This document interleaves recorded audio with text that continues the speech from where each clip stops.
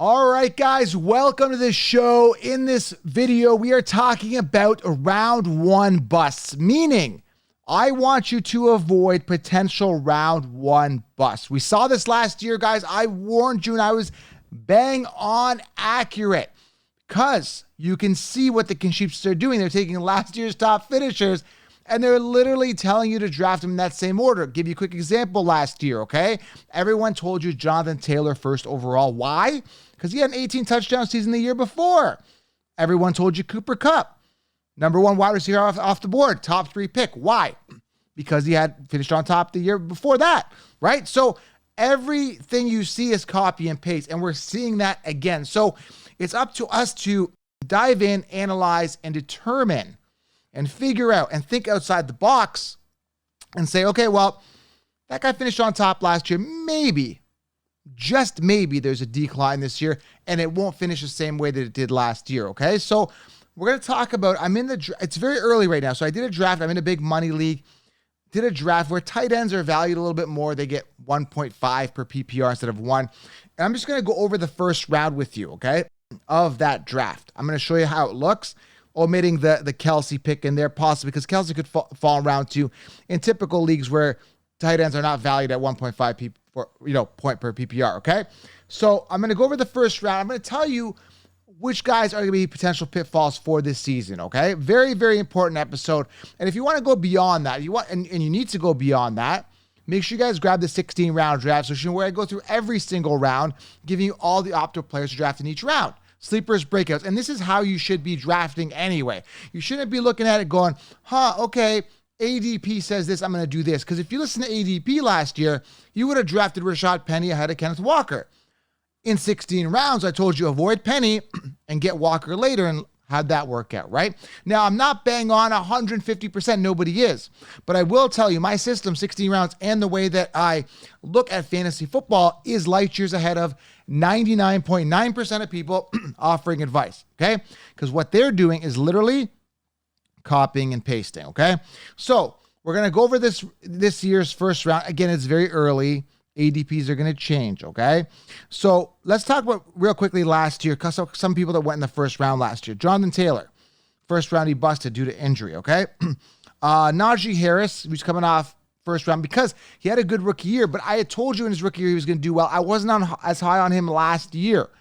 And I said, be careful. Najee Harris, there's no Big Ben, less check down. Sure enough, his receptions declined as I predicted. Now I'm looking for a bounce back this year for Najee Harris, who had a bit of a down year last year, working towards a contract with Pickett settled in, improved O-line, this and that. But we're not talking about that right now. We're talking about last year.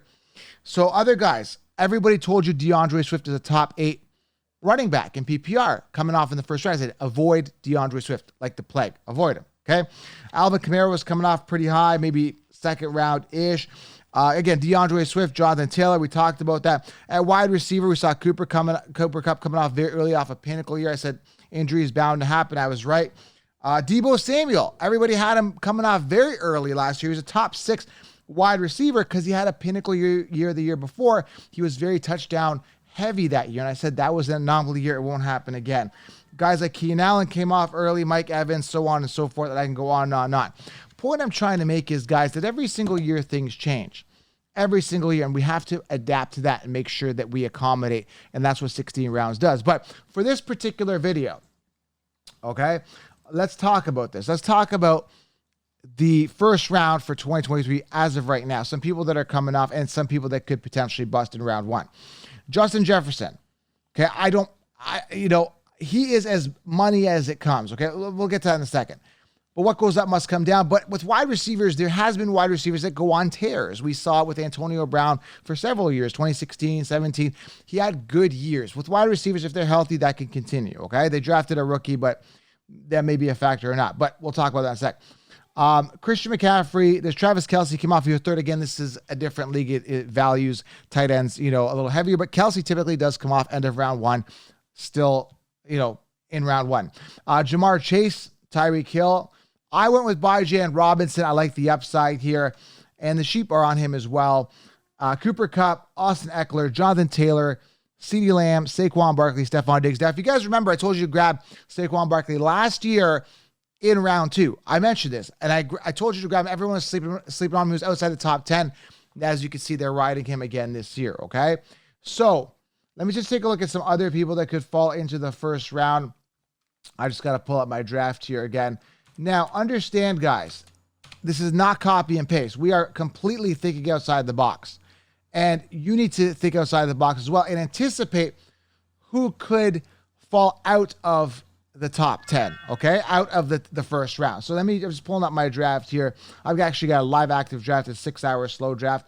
I'm going to pull up the draft board. I want to see who else here went here in and around the second round that could go in the first round.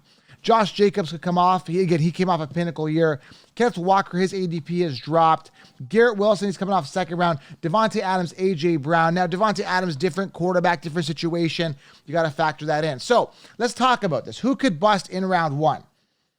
Anybody can, first and foremost. Anybody can bust, including the guy that I'm selecting, Bijan. I'm going with him because of volume opportunity, high draft capital in the Falcons. They're going to run him. You don't draft a person 8th overall and sit him on the bench. I love the youth, love the opportunity, love everything about the situation. Algier could be a factor possibly, but I think they really love Bijan. They wouldn't have invested a first-round pick. So let's talk about it. Bijan could bust, yes, but I like him more than I like other players like Christian McCaffrey, who I think will bust. You got to look at Christian McCaffrey's 2020 and 21 season. He played 10 games in those seasons. Had a good year last year on new offense, but if you got to look at the history, the 49ers have a lot of injuries happen to their running backs. They're a very injury-prone team, and Christian McCaffrey's an injury-prone player who came out, in 2017? He's past his pinnacle. He's been paid. He's been incentivized. He could have a good year, yes, but to have him first overall is absolutely ludicrous. Again, history shows us 49ers running backs get hurt. History shows us he's played 10 games in 2 seasons. Last year had a pinnacle year, blew his load, so maybe last year was his final load, right? Maybe he has another one left. Maybe he's got 2 more good years.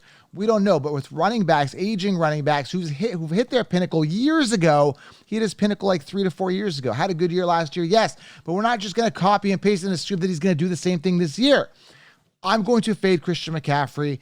I believe he's going to get hurt. I believe a decline is definitely happening. They haven't even figured out their quarterback situation. Who's quarterback right now, right? So we don't even know the full scenario of the situation. And we saw, as I said earlier, Najee Harris had Big Ben, went to Kenny Pickett, and we saw a decline in his receptions. We don't know what's going to happen. Maybe it's Purdy. We don't know. Exactly. Maybe, it is. Let's assume it is Brock Purdy, okay?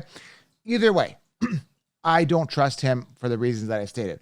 Another guy, Eckler, who had Joe Lombardi force-feeding him. They just gotten Quentin Johnston now, top rookie wide receiver, who is tall, strong, good mix of strength and speed, who they've had wide receivers hurt. And we got Herbert, who needs to throw the ball downfield, looking for a big contract. Eckler's going to decline. And he's been almost perfect, Cinderella perfect, okay?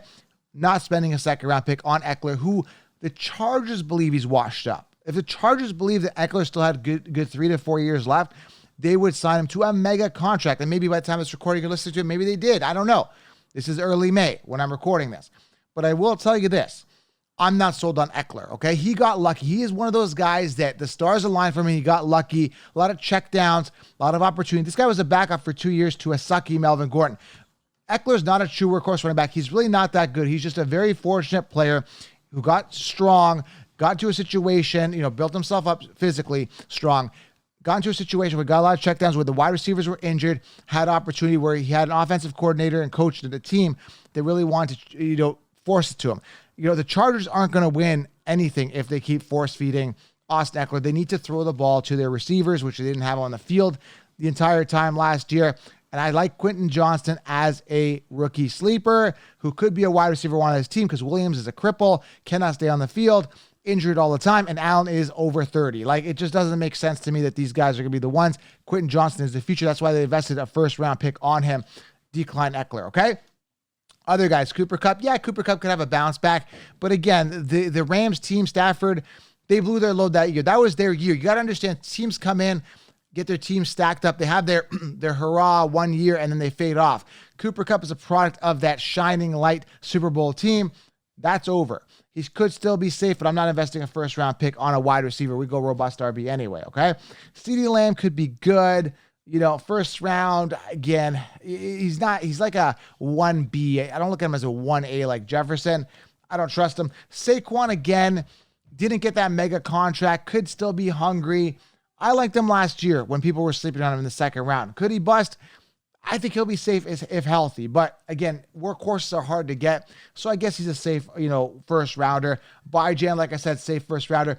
Jamar Chase had a down year last year, still finished near the top. Only played, 12 games. I like him in the first round. He's due for a upward trend, okay? Justin Jefferson, again, as safe as they come at wide receiver. Could he bust? Yes, but that's very injury dependent. I'm not predicting injury here. He's been consistent, but very viable that an injury could happen. He's been too good for too long as well.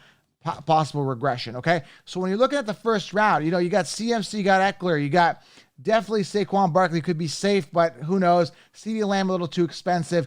Jonathan Taylor, a lot of people ask about him. I actually like him because, again, down year, working his way up. Now, there is a problem with Richardson at quarterback, the young rookie. He likes to run a lot. This could affect Jonathan Taylor. Their wide receiver core is not 100% solid, good wide receiver core that's going to distract the defenses. They got Pittman and, Alec Pierce, nothing to get excited about. Rookie quarterback. And that could be a good thing. They could use Jonathan Taylor more in the run game. So, again, I'm liking Taylor. I like Bijan a little bit more. I think they're neck to neck here if I'm on the board. But again, I like them. But I'm just trying to project forward and see who could decline, who could regress, who could do well. Again, Amon-Ra, I think, is really safe. I love him. I liked him last year when I was getting him in the third, fourth round. Everybody's on him now. Garrett Wilson, I liked him as a sleeper. People were sleeping on him last year. Devontae Adams, again, first round, a little expensive for me.